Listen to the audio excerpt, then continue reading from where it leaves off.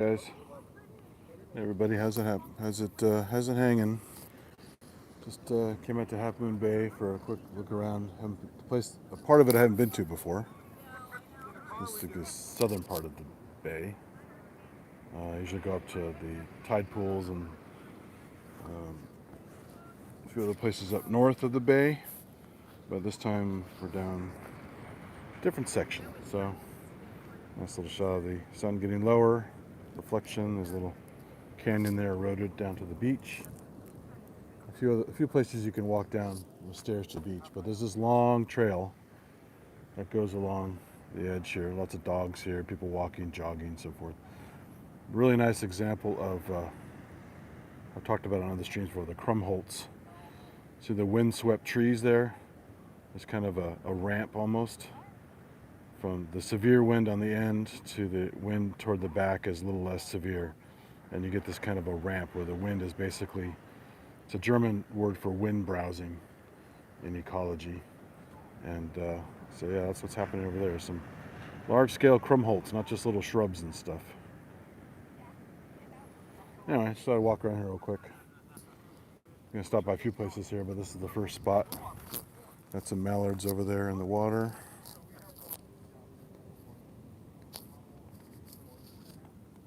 I already took a water sample nearby for some micro stuff later. Should be interesting. There's a little bit of it there with the algae. We got some doggies up here.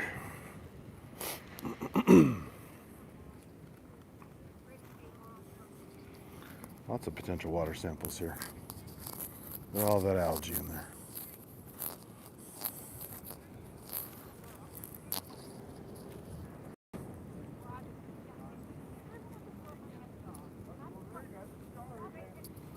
So below me is a whole beach you can walk down as well, but this is kind of a nice up top view. You can see the housing over here pretty close by.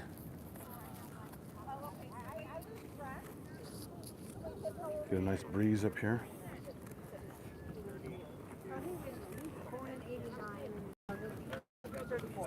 Oh, so they were all. But it's not super noisy with the waves up here. You just get a piece of it.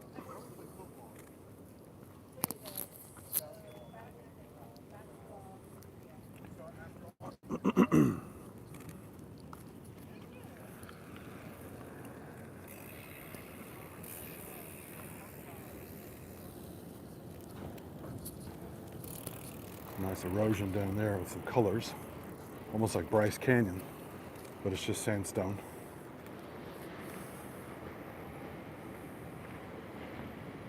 Very nice. And there are different kinds of sandstone out here, not just one kind. There's even a funny one near the fault zones called gray wacky sandstone. Not the wacky you're thinking of, but that's it's like a hyphenated name. And it's nice here. You can see the mist in the distance from all the splashing about in the salt air. Very misty down there by the buildings.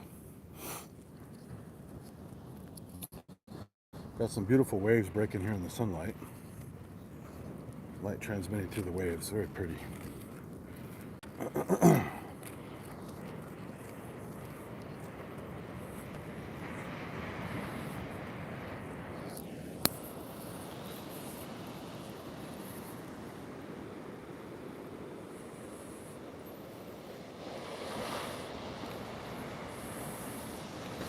Not the most surfable waves, but there they are.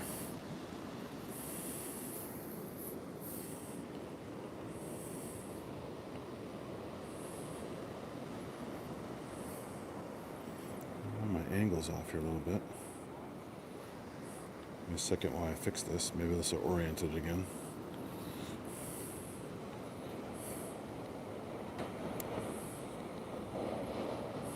Come on. Reorient. Still a little bit off for some reason. I'm not sure why.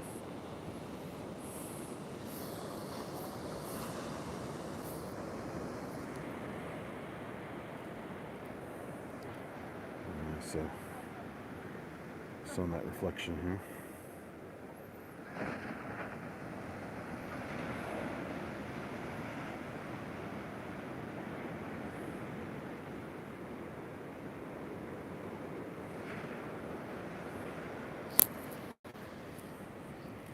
Horseshoe tracks here, lots of horses around here.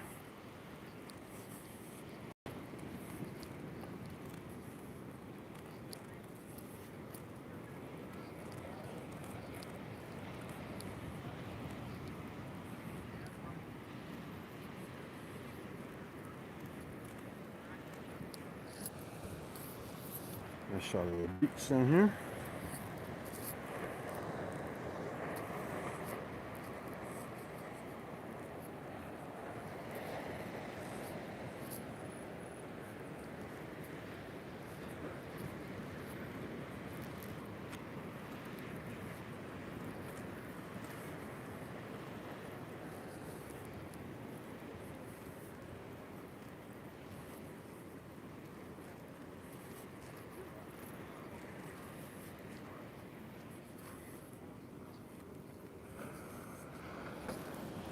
Point where you can almost not take this trail anymore.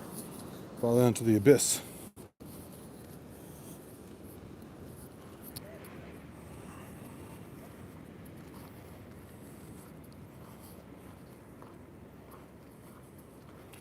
So yeah, houses all along here. Probably quite expensive.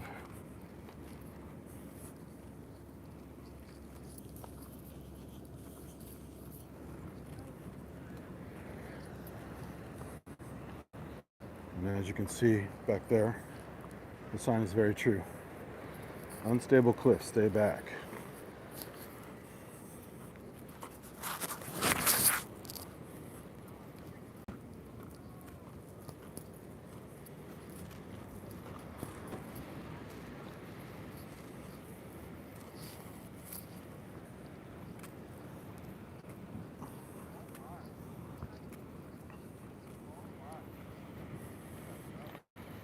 Down here's the more developed part of the beach. You can see tons of people down there, little colorful dots.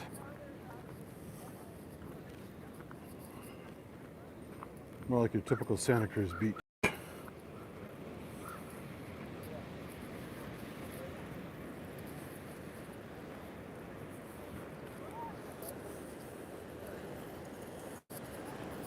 It's a nice outcrop there. All that erosion exposed all this.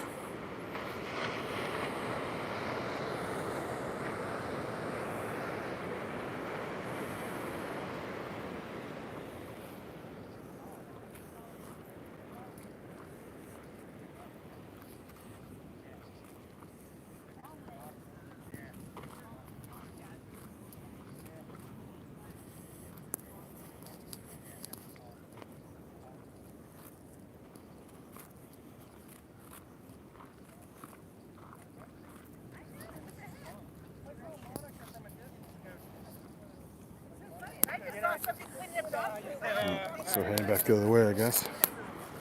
Not much to see down there, but some buildings and people.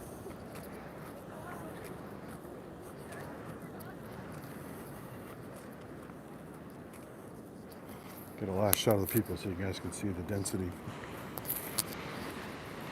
Quite a few, actually.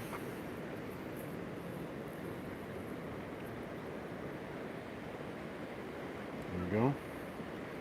See the mist in the air over there, all the salty mist. And then there's a weather station out here at the point. I forgot the name of this point.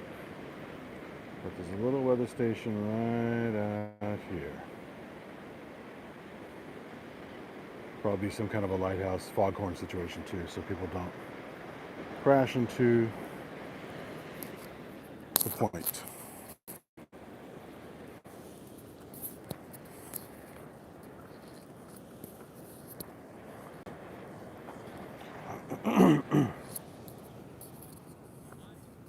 There's a gull. Whoosh.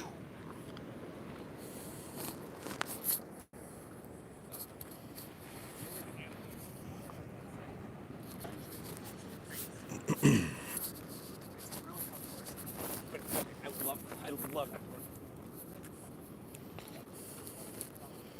He loves that, whatever it is. He's very excited about something.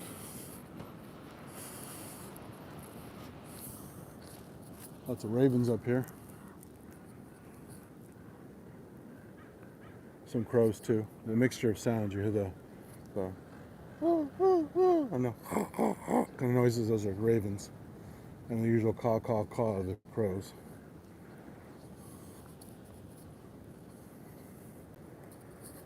Don't get too many ravens inland, mostly on the coast around here.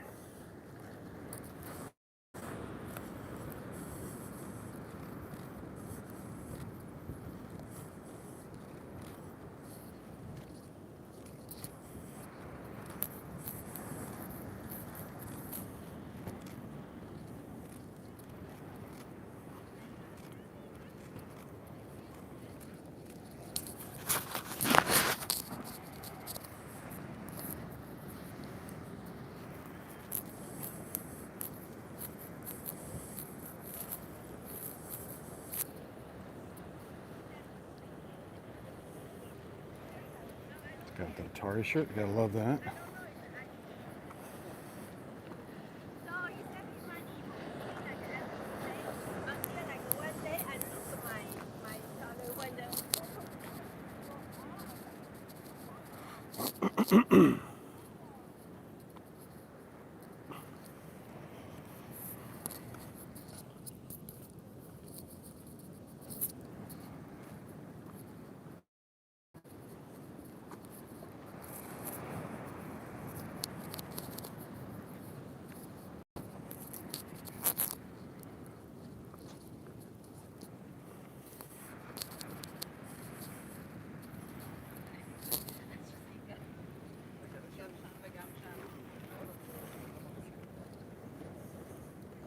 Like the fence needs some work here. Starting to fall over. More local cypress trees there. Got their Humboldt's growth. Just a little mound of trees tapering off on either side from all the insane wind around here.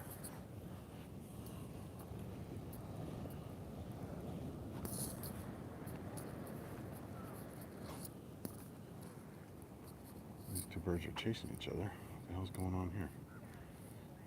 Like some crows going nuts. Oh, there we go. There's a chase. Go get him.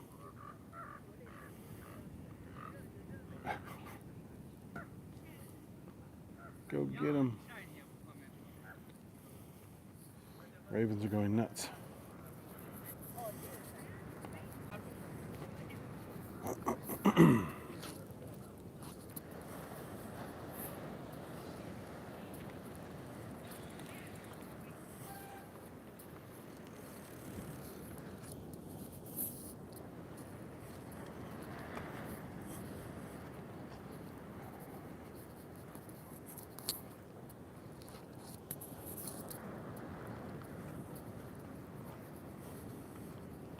Lots of doggies around here.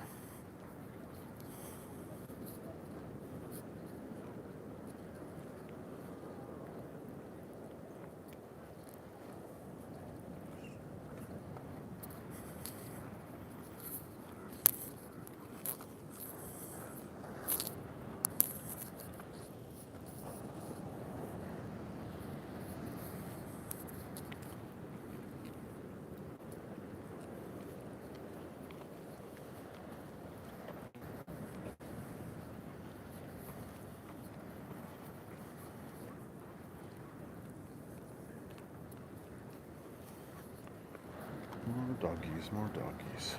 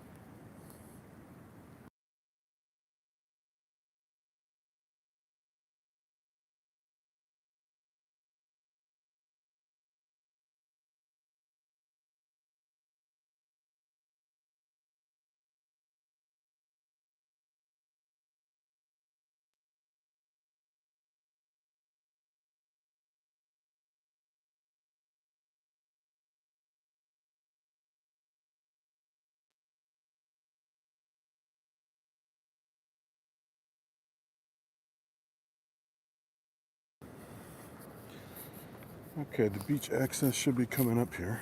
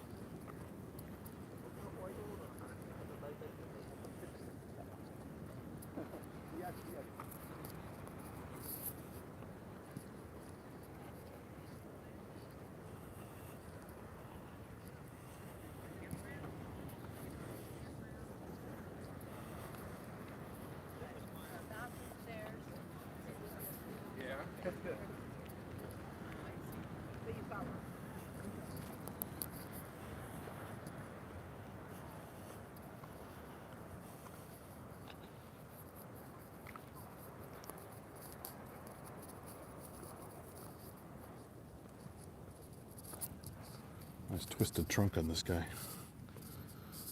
Quite old, but all low and twisted from all the wind.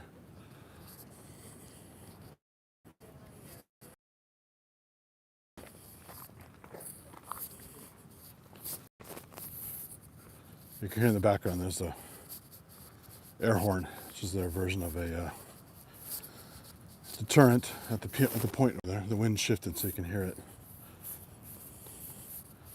A little foghorn thing, but it's not the usual. It's a high pitch.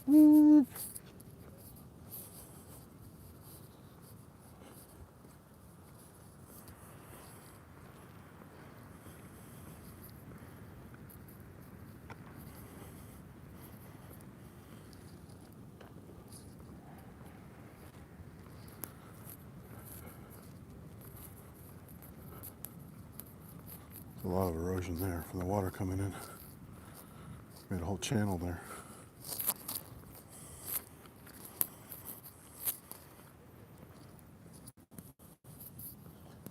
So there's a little parking lot up here you have to pay. It's like $10 for 12 hours. So as far as parking goes in this area, I guess that's not too bad. I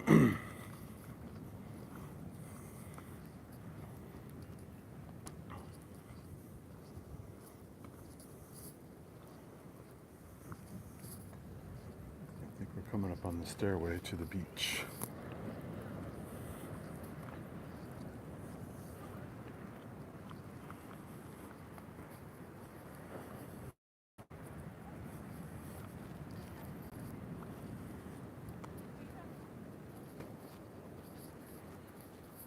It's not here, this is just more erosion.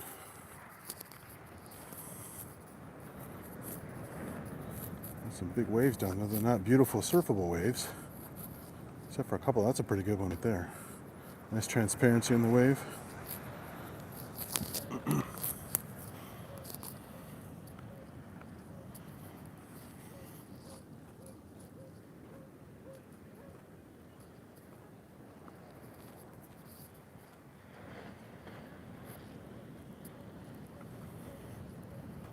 Surprisingly not very windy out here today.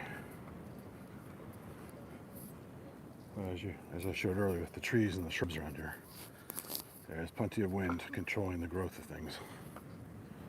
I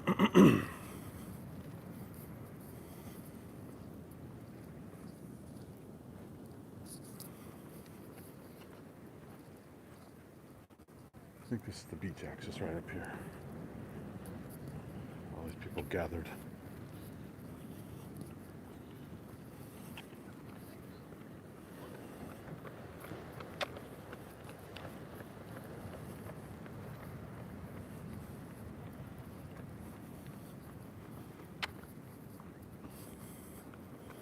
Lots of little gnats here, little fucking flies everywhere.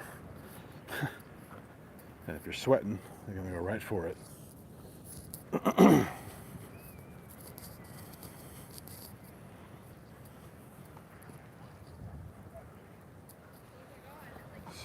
yeah, here's the stairway for the beach. See people going down.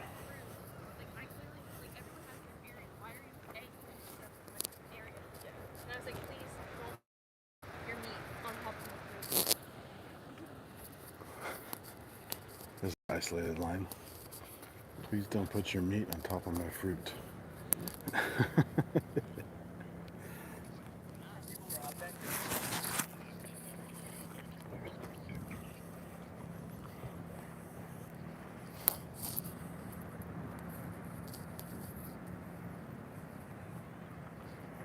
Okay, here comes the stairway.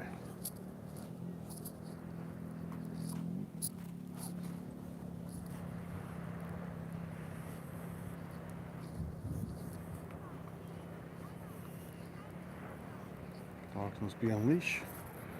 Especially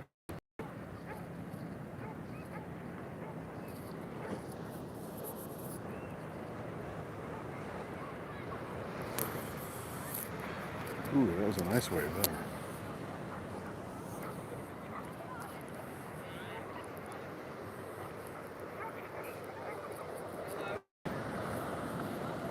It's a fairly busy cluster of beach here.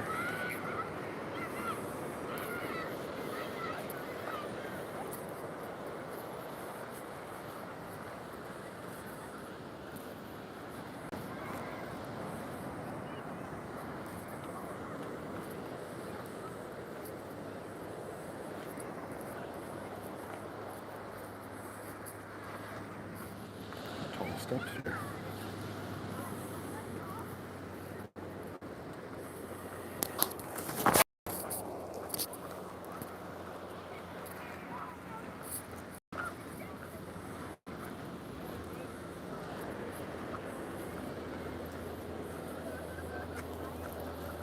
Erosion steps here, look at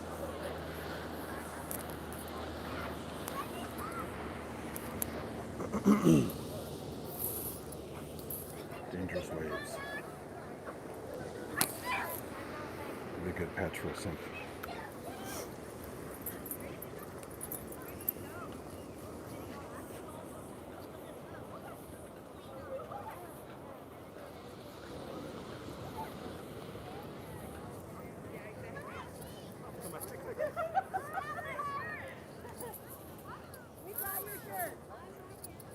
These little seeps are always questionable. Is that sewer pipe water, or is that normal drainage, or something you don't want to know? So we got little tents here, and dogs everywhere, kids going crazy. Got some pretty coarse sand here. Look at the shells in the very coarse shells in this pretty coarse sand here. It's not a fine sand beach. But I'm hoping to get a little sample of sand for the microscope. And nice water samples if I can find anything. Maybe some kelp here too. There's always critters living on kelp.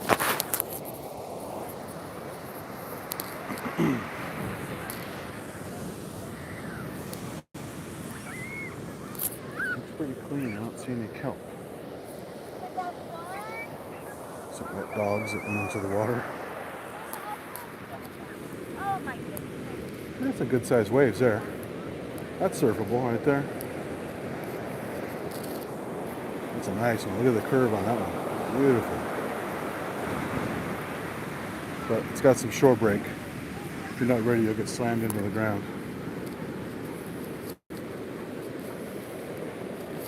Very foamy.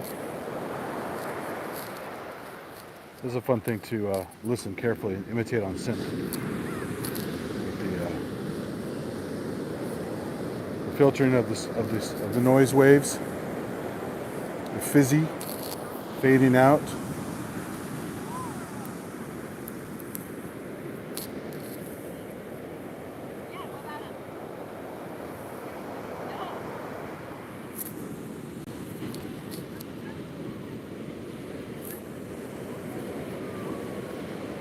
Nice waves there.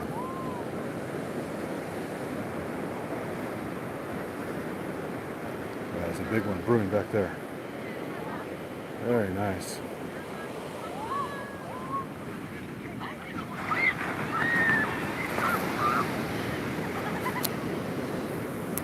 Weather's getting closer. I'm almost getting wet here.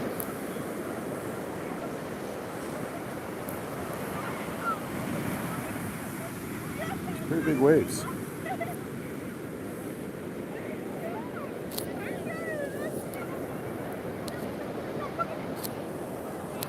I'll go down the beach a little bit and look for some kelp of some kind. It looks pretty damn clean here.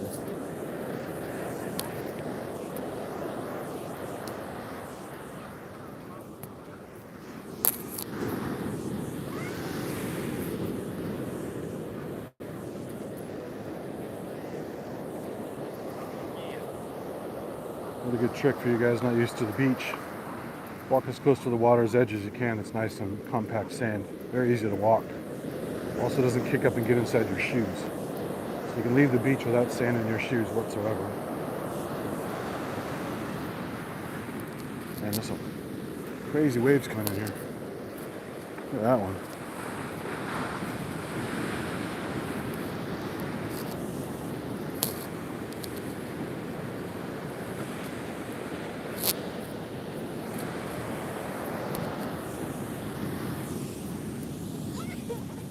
Cliffs, they got some erosion abatement there. Some like concrete blocks and netting. There's the stairway I came from. And I think the Ritz-Carlton Hotel is just down off this bluff over here. So I think that's what she wanted to walk to once I get off the beach. So we'll see. I didn't give you a quick tour of that. I'm not really hoity-toity like that, but might be something interesting to see.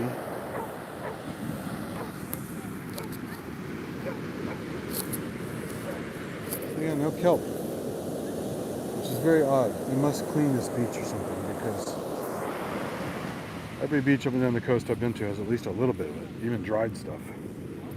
And I'm not seeing any kelp whatsoever.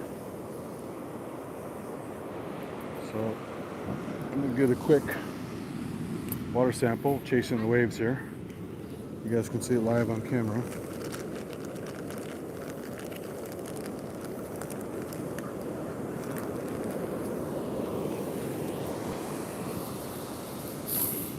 Sample vial.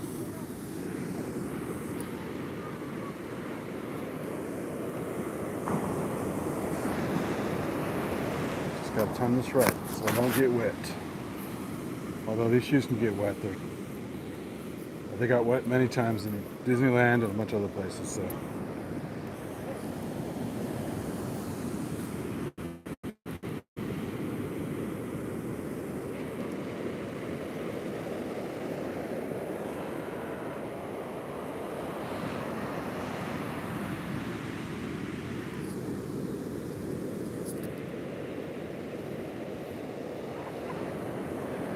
Actually, I'm gonna get caught by one of those big ones that comes cruising in. Come on, give me the mellow splash. There we go. That's not bad. I can get a little bit wet for that. There we go. Let me sample.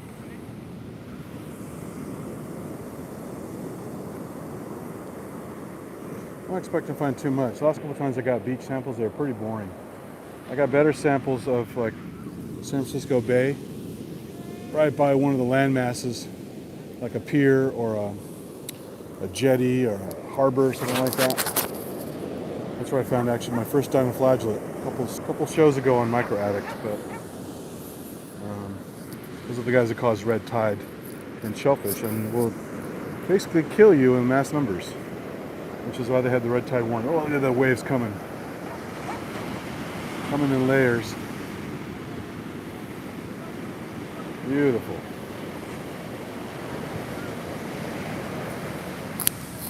Back off a bit. It's getting pretty wet here.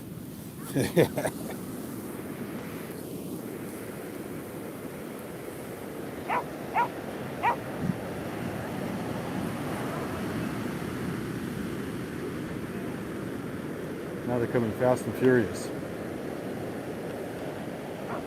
Yeah, it's a beautiful arc on that one.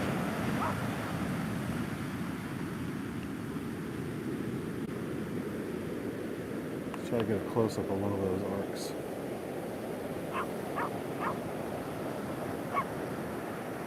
Sun going through it. Oh, that one's too foamy, you can't see it. Sometimes they come up real clear, light green, beautiful.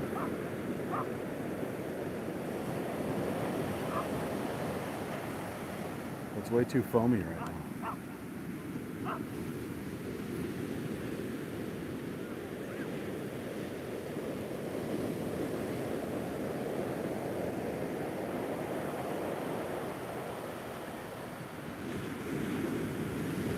Yeah, I'm not getting any clear ones anymore. It's too foamy. But you got a good taste of it at least. I'm gonna go up here and get a quick coarse sand stamp with all the shell bits and stuff. That'll be fun under the microscope.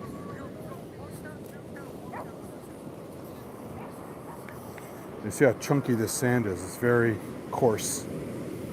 So it still feels good on your feet. There's some dog prints. But it doesn't feel as nice as a nice, very smooth sand beach. It makes these funny little crusty prints everywhere because it's so chunky.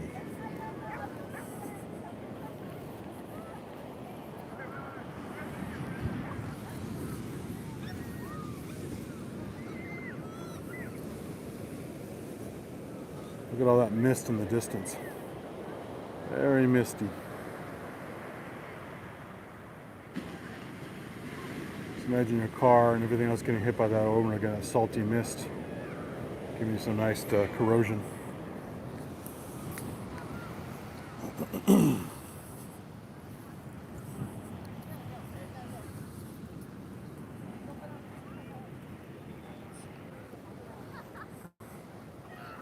So here's a lot of pulverized shells here.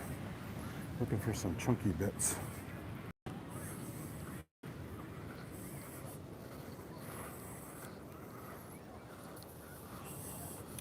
There's some nice chunky bits here. Big pieces of shell.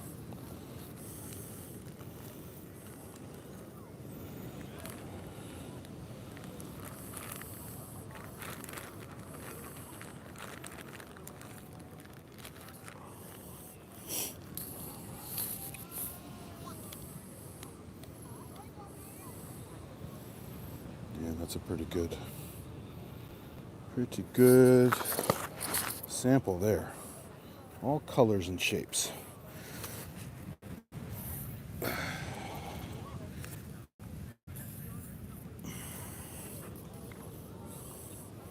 Nice. Big pieces, little pieces.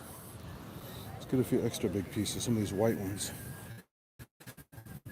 Put them in there. There you go. Got a couple of big white pieces in there too.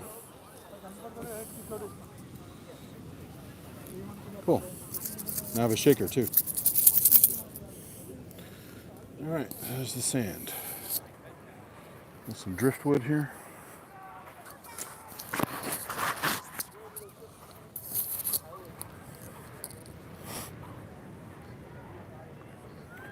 There's some of the exposed sandstone.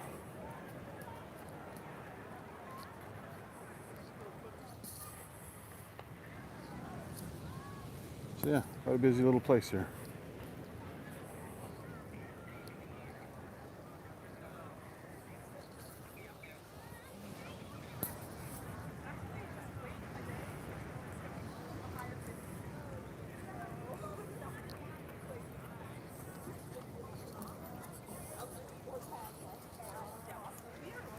My feet only got a little bit wet.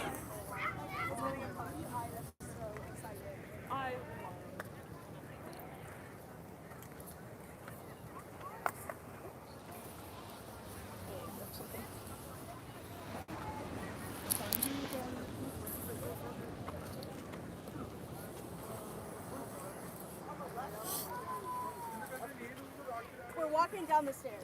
Do you see me? Okay, looks like went up those stairs and it cut off. Someone had a dead spot. Although it was not dead going down.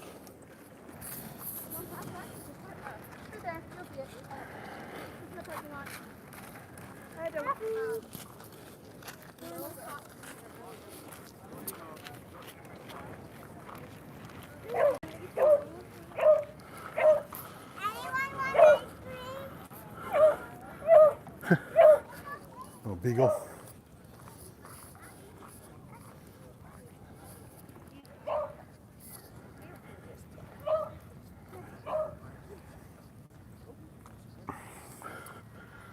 So supposedly this is the path to the Ritz-Carlton, which I've only driven into before. Let's take a look.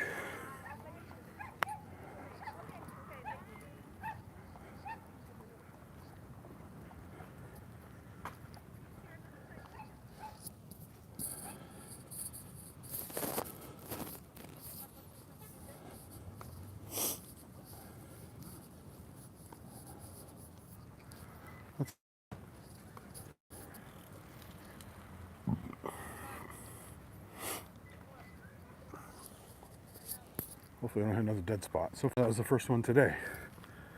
So we'll see what happens.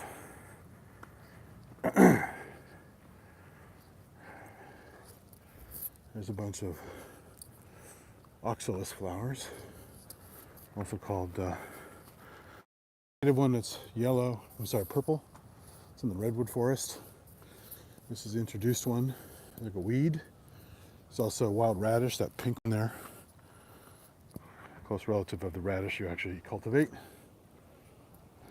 There's also long strap leaves over there called curly dock. All these are kind of near some wet areas.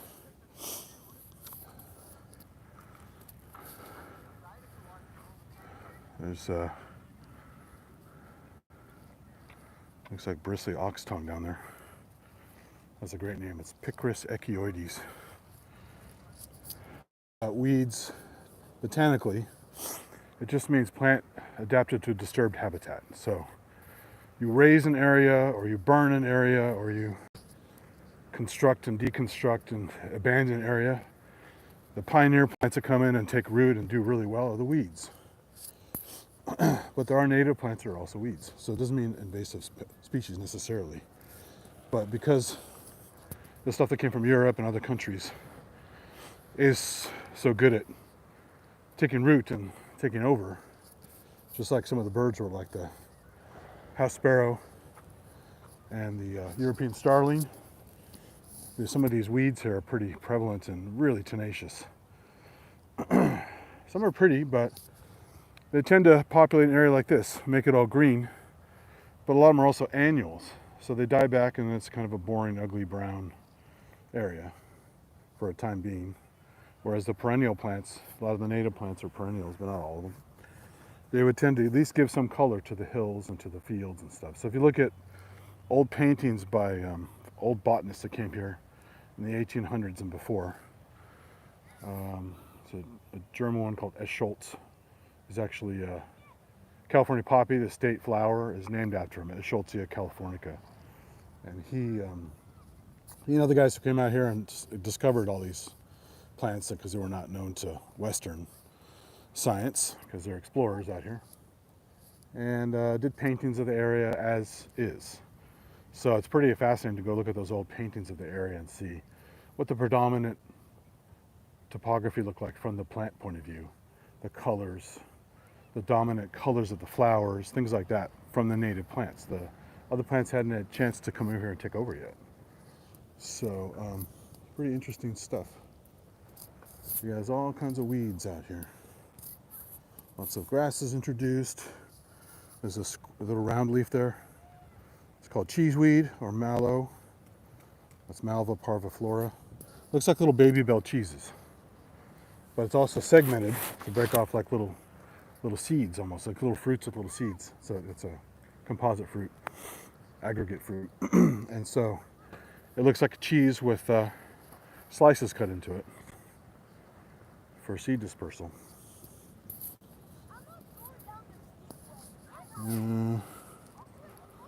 More Krummholz. Look at that. Forming to the ground as much as possible, but getting as vertical as I can for more surface area for sunlight.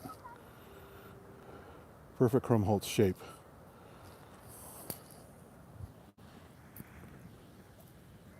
And then the sea fig is over there, which is common. It's a native plant. Goes all on the coast here, but also sometimes a little bit inland, like here. Not just on the water's edge or on the coast. cliffs and stuff. It's succulent.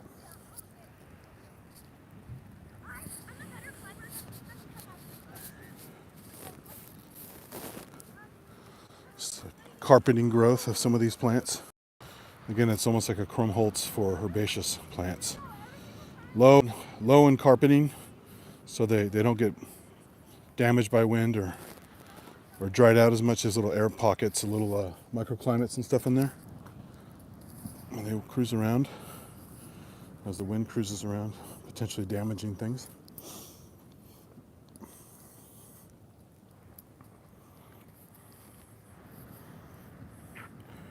I'm going to mute this for a second, hold on.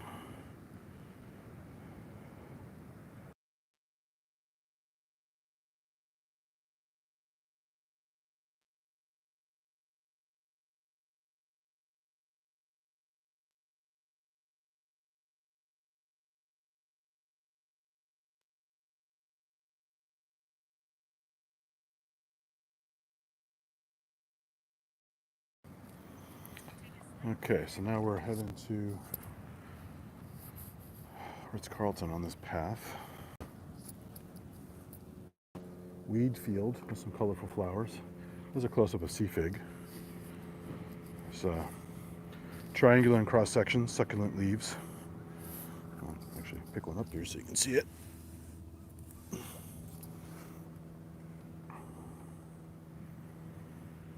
Triangular cross section. Comes to a nice little point. It's sharp actually, but soft. So that's sea fig, Mesembryanthemum chilense. So I guess it was discovered in Chile, but it is a native plant because it's been here forever. So it just happens to be identified in Chile first, I suppose. But like a lot of plants, they have wide distribution. So no reason why the plant can't be exactly the same here as it is down in Chile.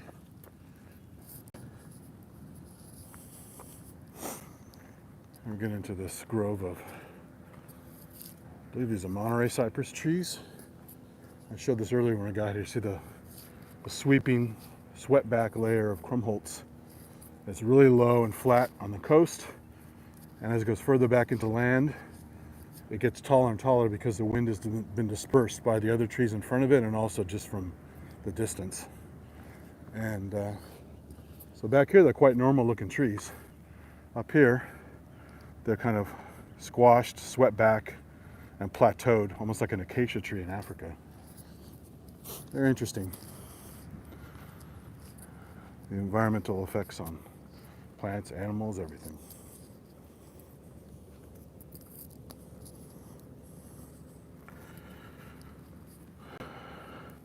If you can. Ah, I see. Catch me if you can. Smiley face. Oh boy. So clever.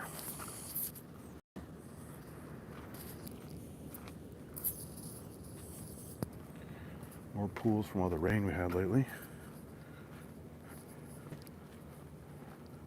Already got a decent standing water sample back there, so I'm not going to get another one here, but this might be interesting as well.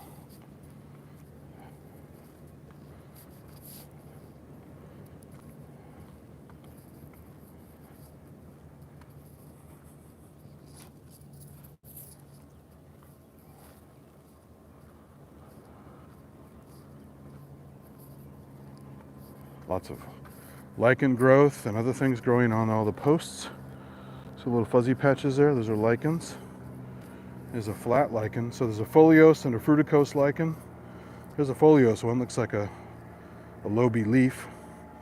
So the mushroom provides the body, the algae provides the food and the color. It's a symbiotic relationship. There's different kinds here. And this is the shrubby fruticose kind, like old man's beard kind of thing.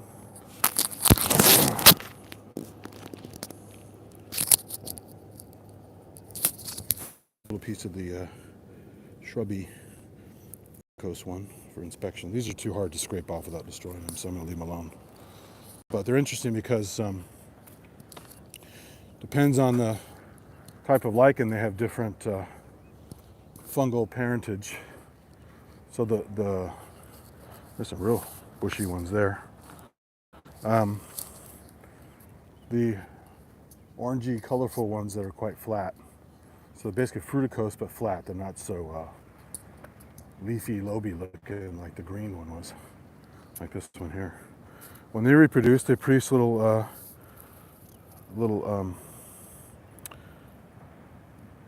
structures that look like little cups, called gemmy cups.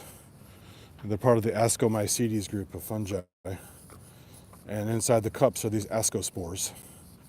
And that's how they reproduce. There you go. More of that stuff. Very pretty. See them on rocks and trees and fence posts all over the place. And like a lot of things, it's an indicator of good air quality. Lichens are pretty sensitive.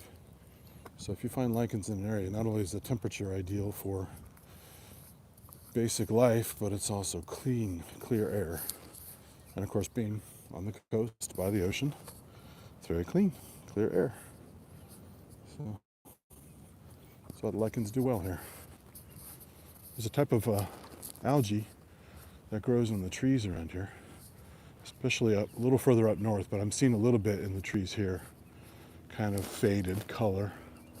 It's a very rusty, shrubby looking weird algae thing. And I forgot the name of it, but I'm seeing some in these trees here. It's just not as rusty red as it usually is, but it's furry.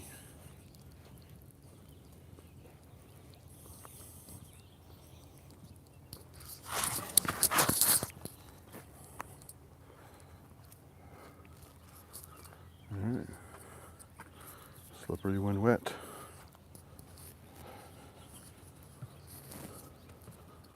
It's a nice shot through the little gully there.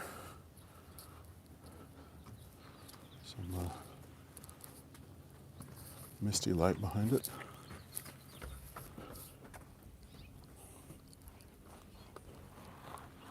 This is the lower part of the forest because of the shade is always kind of dead looking, but up top it's doing okay.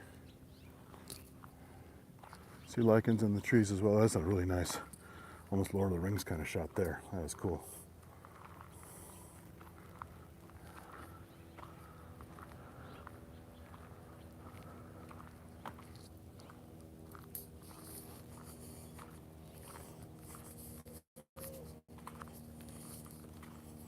Not seeing that algae here. There's some more lichens in the trees. They're little fuzzy bits.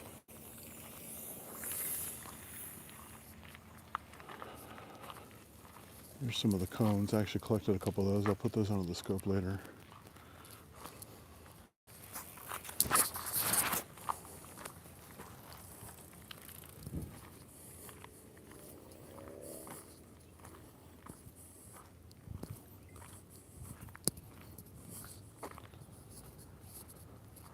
That's funny, down here it looks like a dead forest, but it's actually nice if you just look up.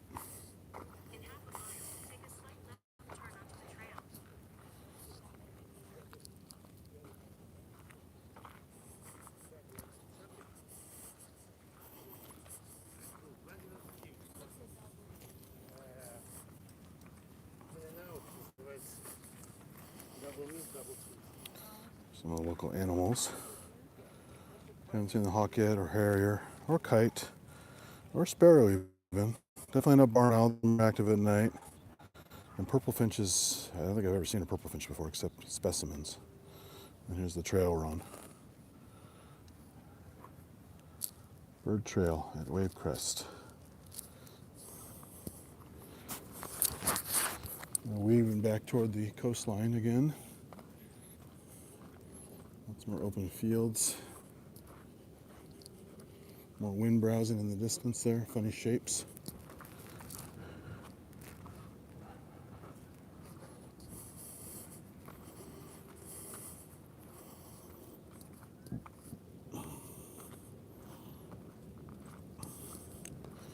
More potential samples, but I will abstain.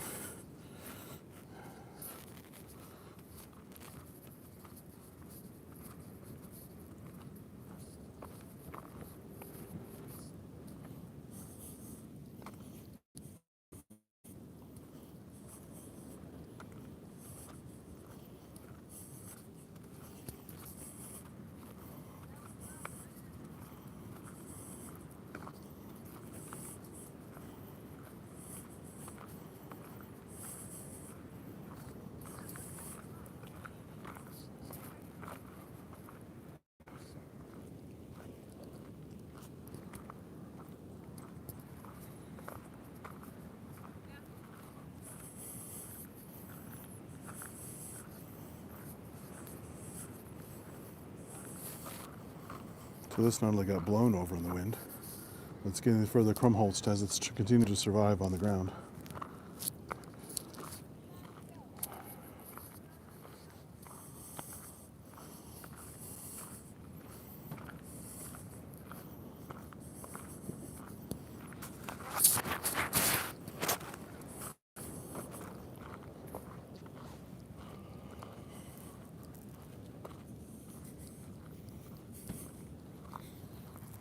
Small coast range here, not very tall.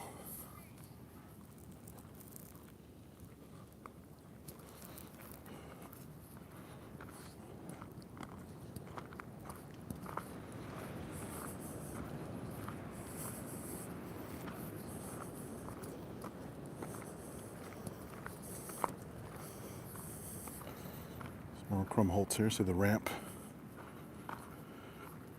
Typical ramp shape.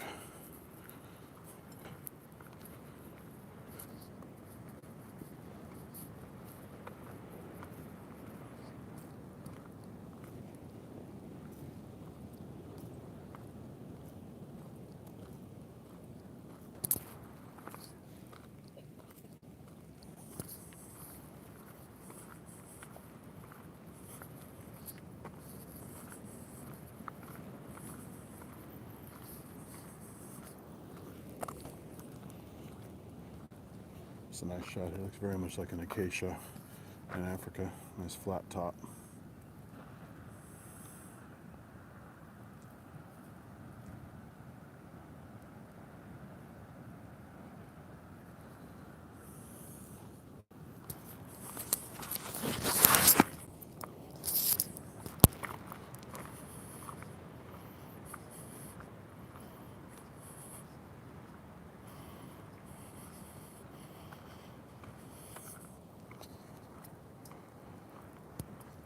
And then all this stuff is heavily eroded. So all the tree roots are heavily exposed. So they're getting slammed. They got wind blown, knocked over, eroded. As the cliffs eroded away, all that exposed roots down there, and they're still hanging on for life. Very tough little trees.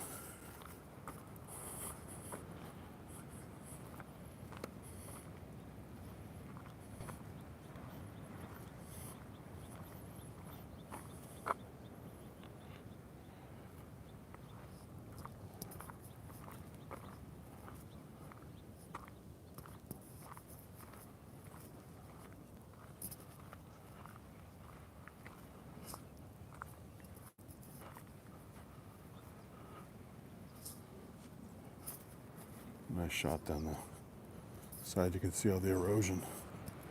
It's crazy.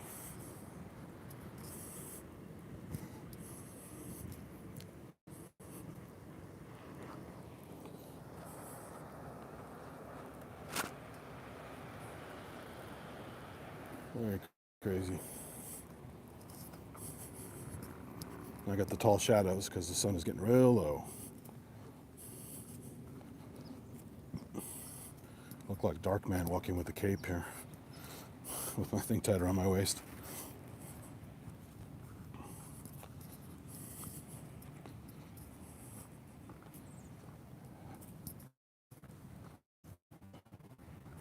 I am Darkman.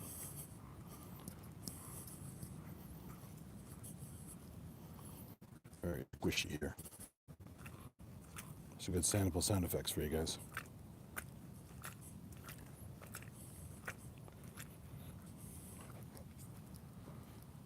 Here's some Krummholz shrubs. Typical what you call coastal sage scrub. All different parts of the California coast. And keeps everything from growing too high. Otherwise it just basically gets desiccated and otherwise damaged from, branch breakage, things like that. So it's smart to grow low. You see a similar effect in areas with lots of deer.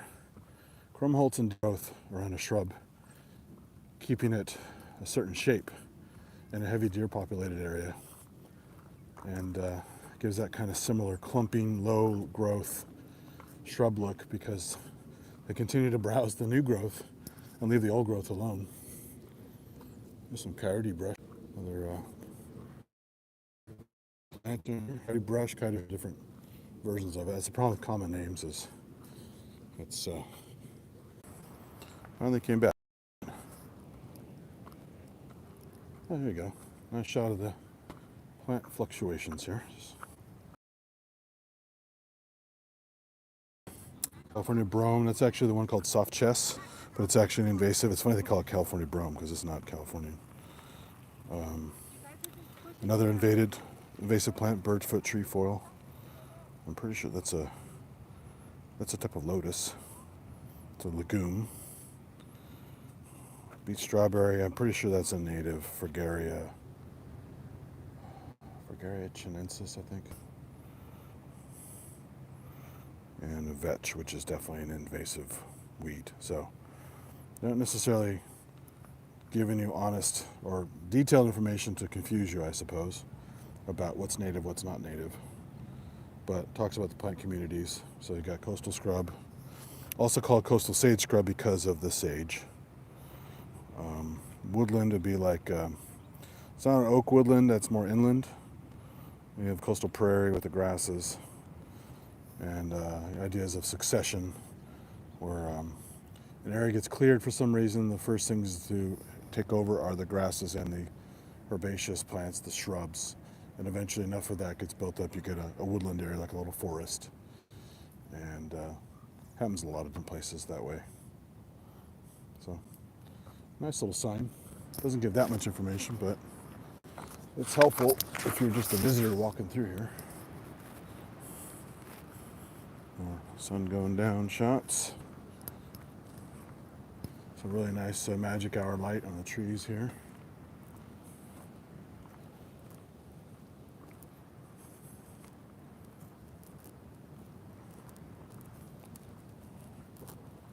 This is the Monterey cypress.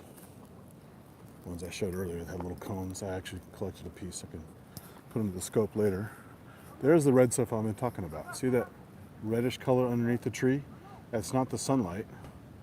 That's this algae that grows and gets the moisture out of the air. It's this fuzzy algae. I forgot the name of it. I don't think I ever got some on the stream from Micro Attic. I mean, maybe see if I can find a broken piece here. Take with me. Usually some low. Oh, here we go. Here's a low growing piece. Grab a quick sample of it. So it's all over this branch here. Pretty well crusted on this branch. And a long time ago I thought it was a lichen until I found a reference on it. And said, oh, that's what that is. So let's take a little piece of it here. See up close. It's this kind of fuzzy. Focus isn't working here. There we go. Fuzzy, rusty colored stuff. It's an algae that gets moisture from the air. Just like lichens do. But in this case, it's not a fungus and an algae, it's just an algae. Which is why it's this kind of fuzzy structure and not a firm, typical fungus structure that's much tougher. This is just a kind of a brittle, fuzzy piece of stuff. So I'm going to put this also in my pocket. A sample for later. Oh boy, more squishy sounds here. Let's take a shortcut. Some people are smart and they threw a bunch of wood down here so you could step on the wood and not the squishy bits. Good thinking.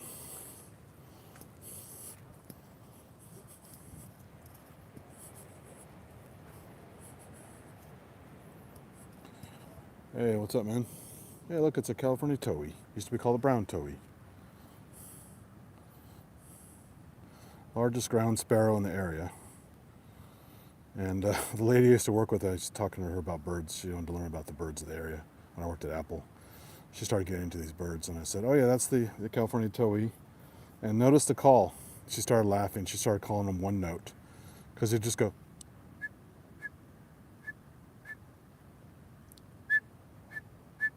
A little higher than that. Just like a simple whistle. Very boring call, but they're cute little birds. Large sparrows. Nice magic hour light.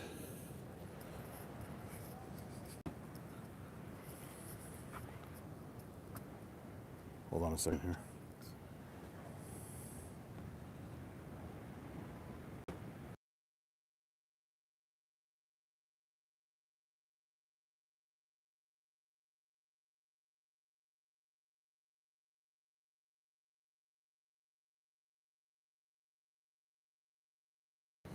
All right, you can see in the distance this Ritz-Carlton is kind of far away, so we're gonna actually go back to the car and drive over there. So, heading back to the car.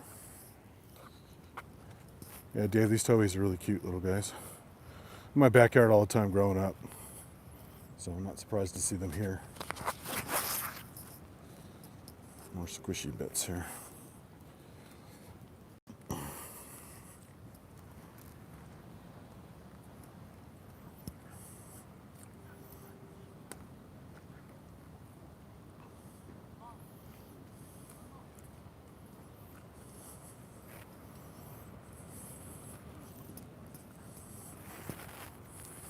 Yeah, nice magic hour light. Look at that. Beautiful. Beautiful, beautiful, beautiful.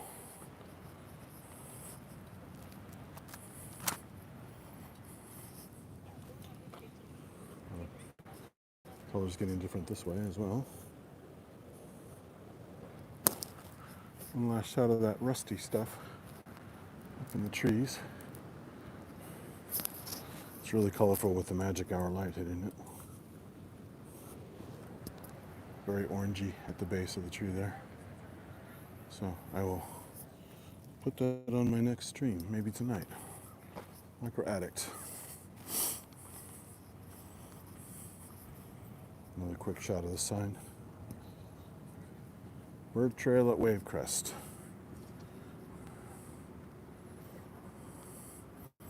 You guys can freeze frame that if you want to read it later.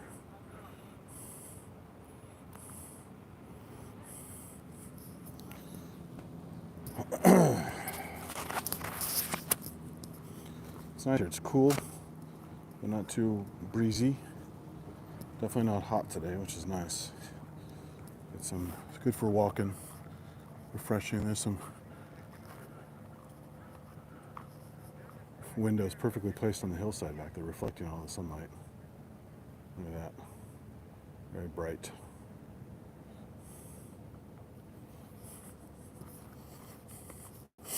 Back through the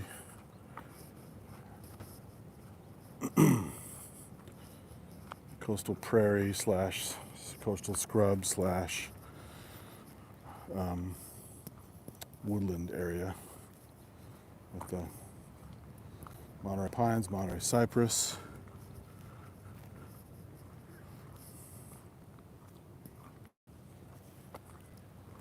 Again, we got some more Krummholz growth here. We got the slanted, sloping trees facing away from the coast, ramping up toward the right, away from the wind.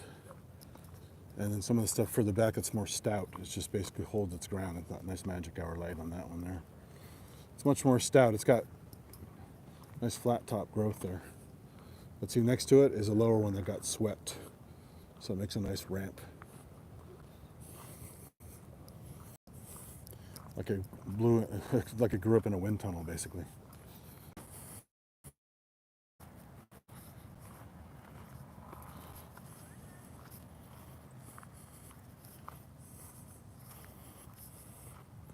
Hey Dave, is the pub closed already? Did they already stop the stream? I was going to jump in earlier, but I wasn't sure how much time we had here, and I wanted a decent video and not just a little insert in the pub, so I just decided to do my separate stream. But I noticed just before I started it was still going. But I've been going for about an hour, I think, so I'm not sure if the pub is still happening or not.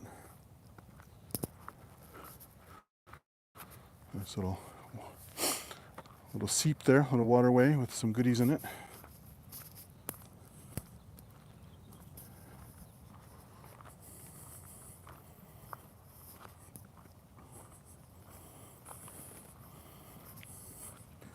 It's a relatively permanent water feature here because there's a little bridge Going around to here. Some water plants here.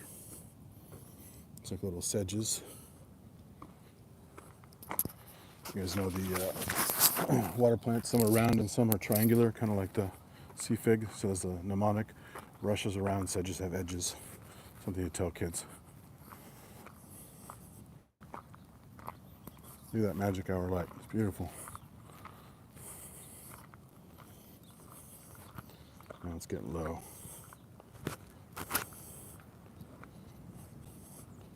And more squishy. Ooh, birdies.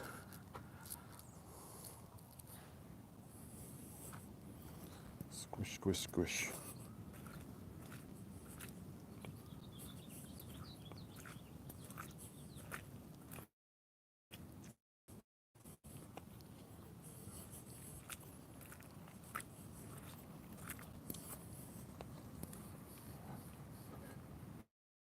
Yeah, lots of permanent water around here, looks like. Oh, they put that little bridge in back there.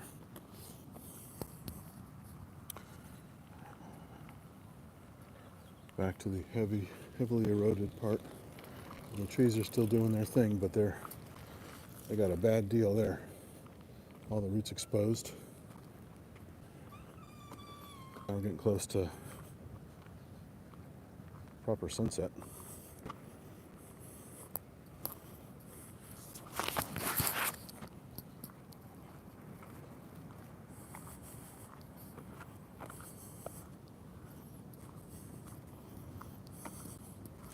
Great thing about looking at sunset through a phone is I can stare at it all day and not go blind.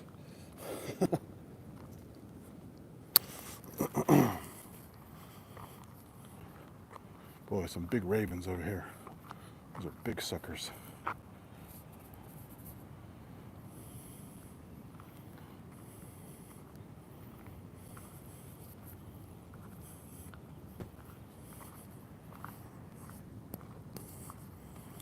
See if they make any noises.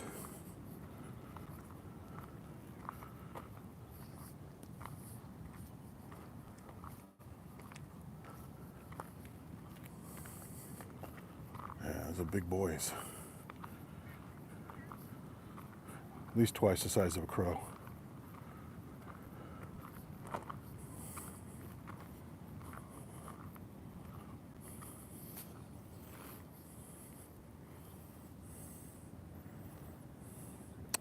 There's some ducks foraging in the distance there, just beyond the ravens.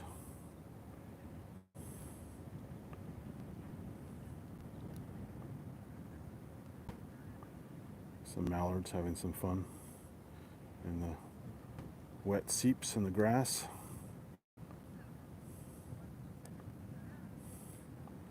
Ravens are just hanging out.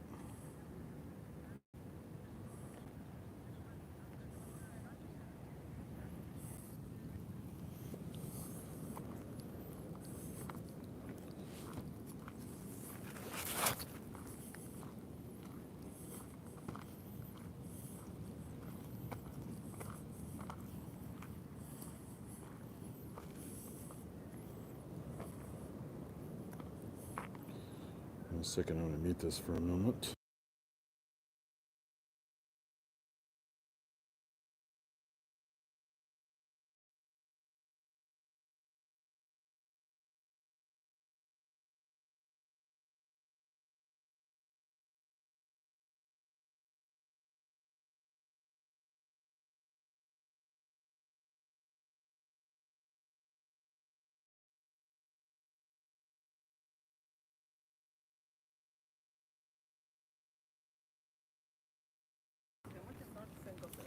Alright, so I decided to watch the sunset for a while because it's so close. And going to the other place, I probably missed the sunset. So,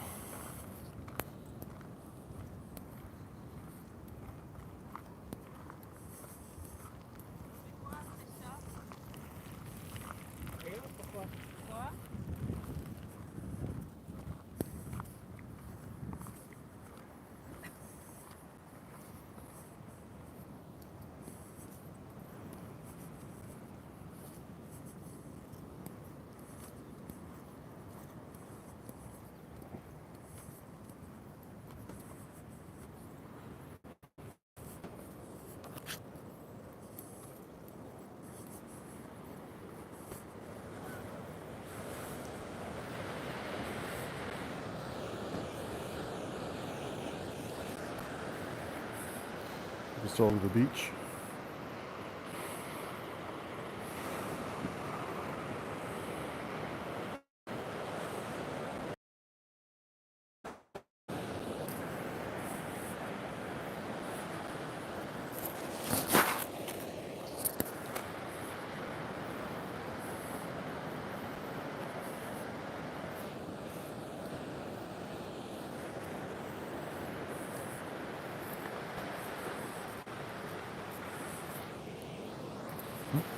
Oh, oh, go sit down. I want to get shots.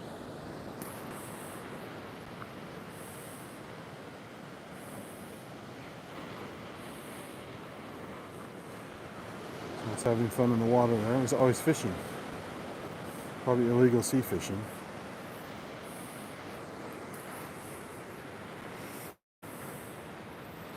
See the light starting to come up on the other side of the bay over there.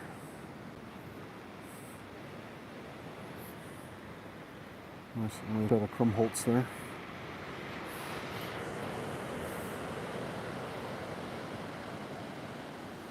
So if I can zoom in, there we got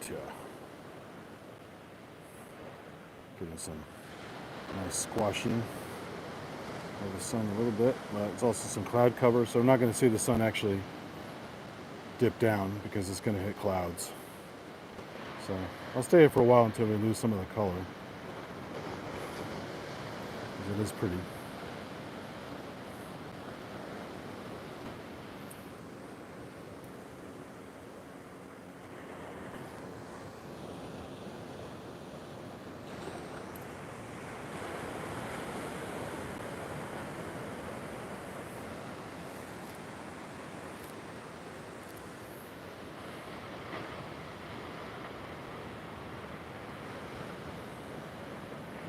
Okay, now it's starting to hit clouds, so I'm going to start to lose it.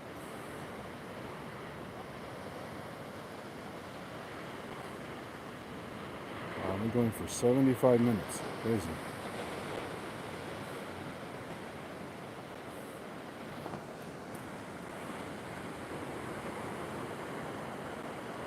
Okay, it's going to hit those clouds and it's gone.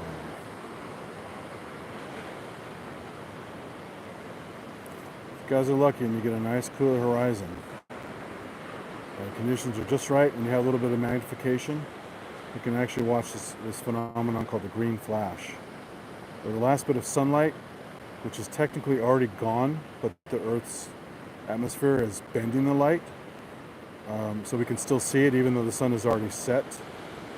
And the wavelengths get shifted to green a little bit. It's called the green flash. I've never actually seen, I've seen like a little phenomenon where it's like a wisp, but it didn't look green to me. So one of these days I want to actually see it. I have a bunch of friends who not only seen it, but captured it on camera. Now it's pancaking because it's going into the clouds.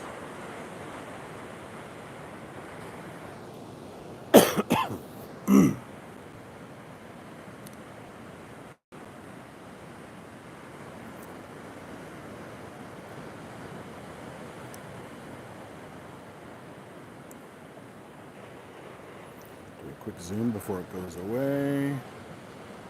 Nice little squash.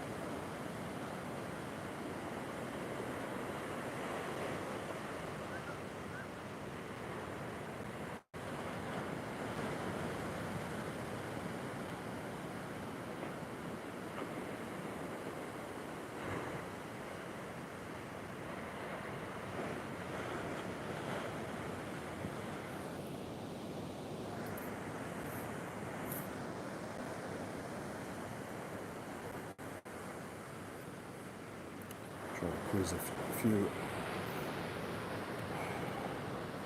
mirrorless camera shots while I'm doing this. I'll double team my cameras here.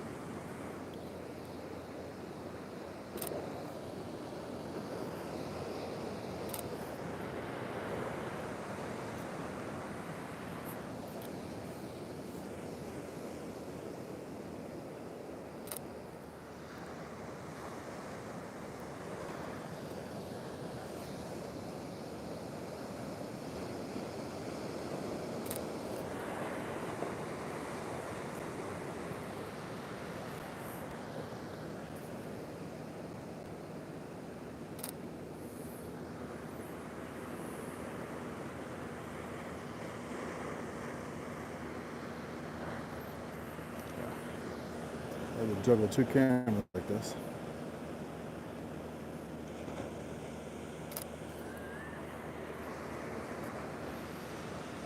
Oh, pictures look okay though.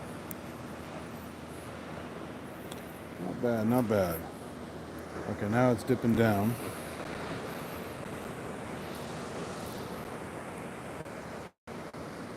Yeah. Camera bags hanging off me, all this shit.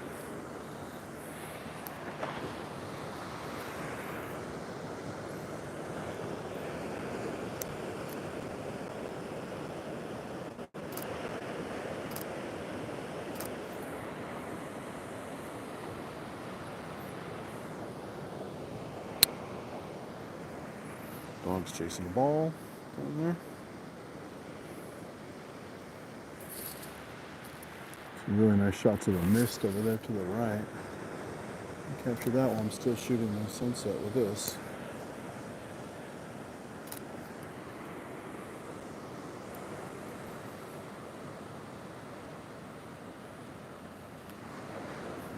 What's going on?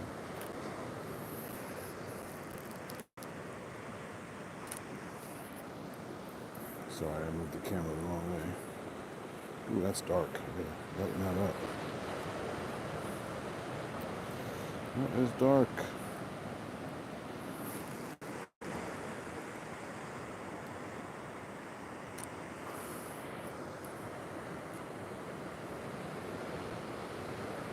That's pretty good.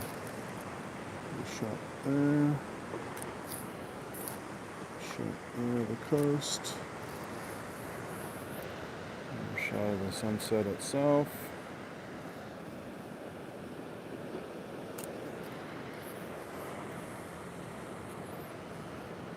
Oops. It's off kilter.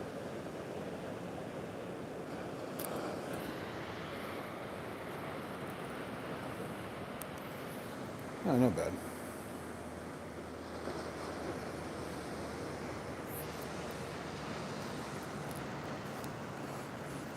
Definitely better with a tripod of some kind. So they do not try this at home, kids. Book of photography.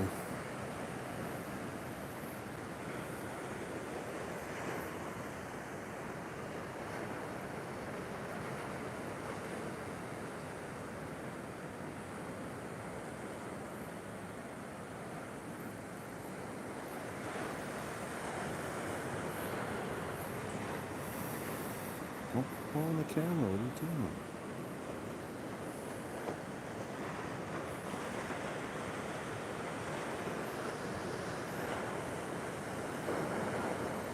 Alright, that's pretty much it for the sunset. I mean, it's going to get a little more pinky, purpley kind of stuff, but I don't want to stand here for another 20 minutes.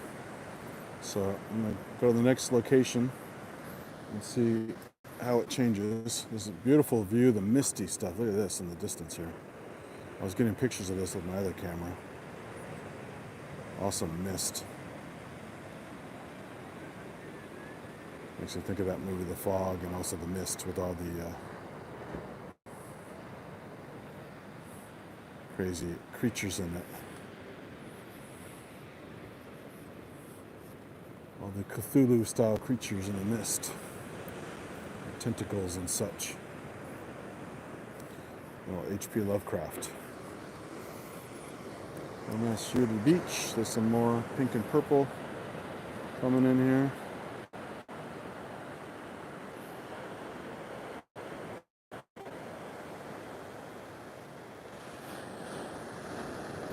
Over to the Krumholtz.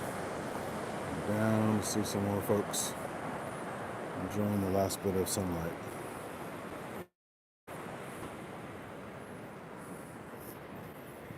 All right, back to the car.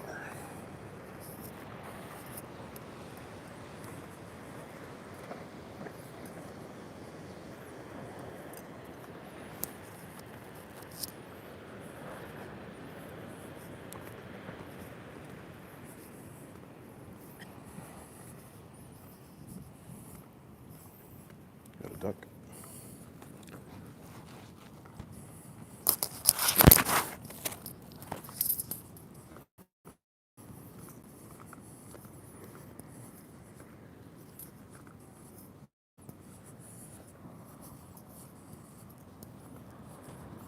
Boy, that mist is great. Look at that mist.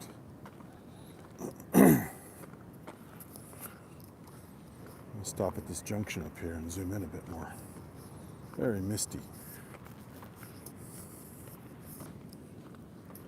More color here.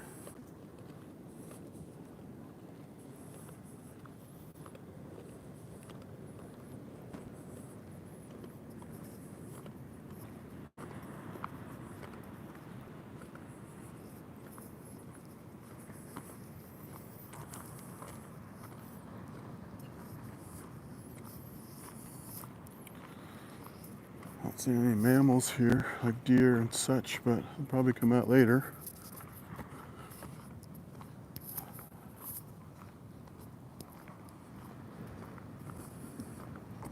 Damn.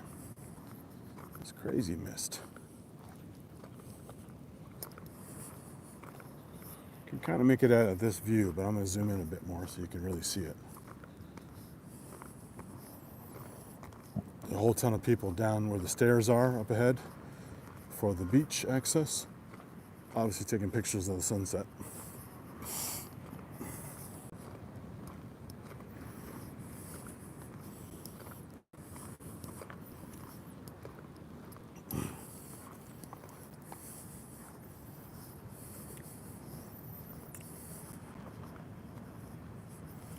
But damn, look at that mist.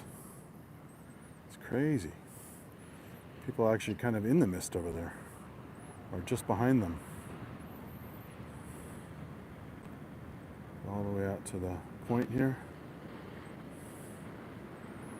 Back to the mist here. Beautiful mist.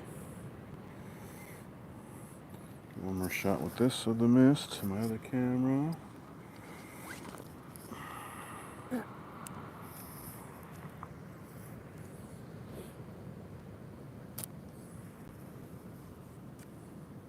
Ooh, that's too dark.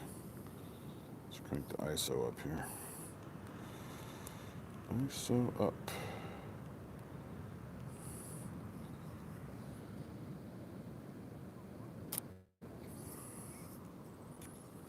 A little bit better.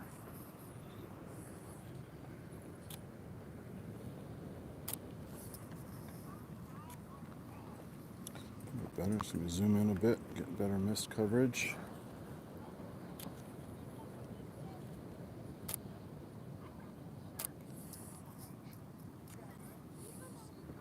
Nice.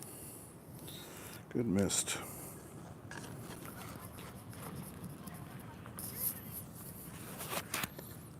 Okay.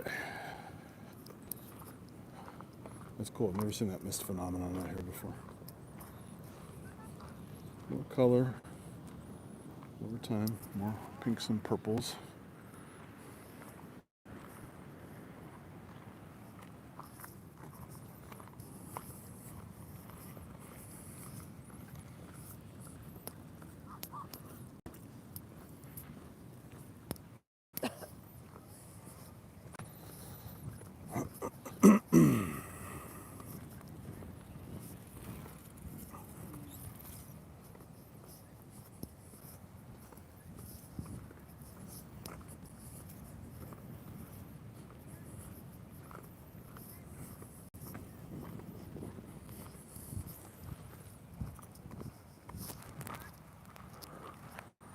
Nice wide shot of the whole thing.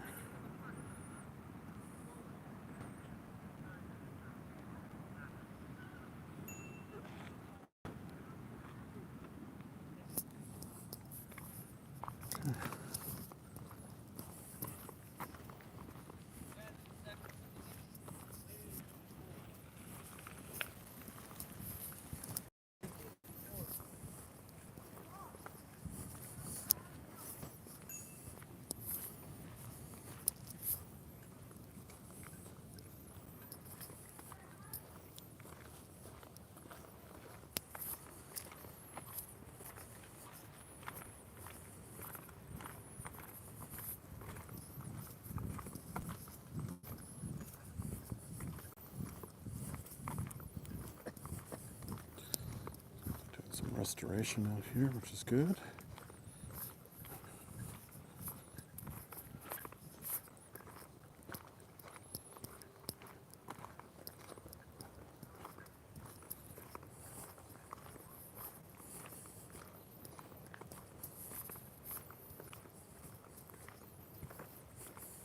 Ooh, somebody broke that fence there.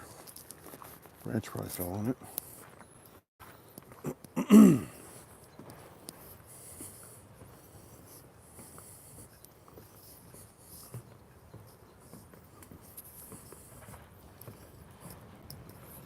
And closer to the mist.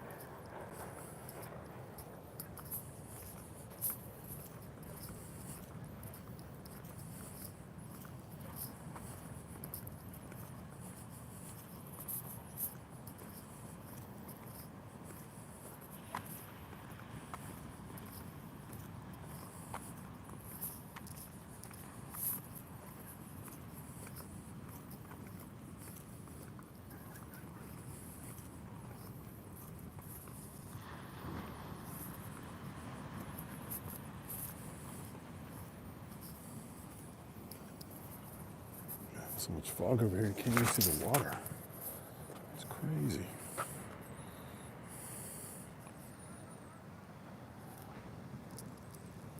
Back there, go out to the water, it's all foggy, foggy, foggy.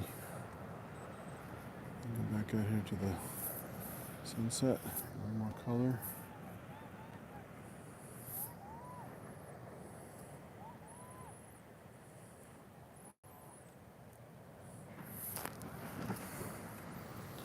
Foggy, foggy, foggy.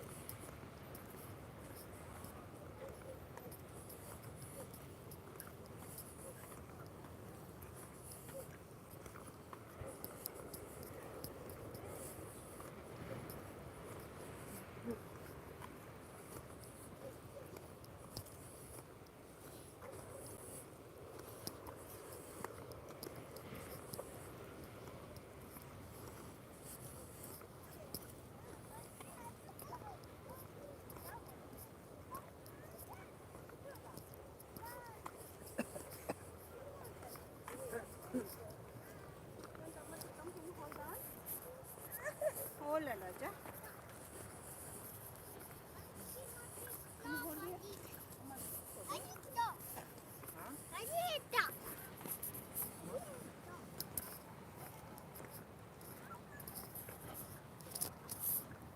Alright, we're almost to the car. I'm gonna leave you guys with a nice one more mist view into the sunset. Might join up a little bit later, so stay tuned, but thanks for hanging out, and I'll see you guys soon.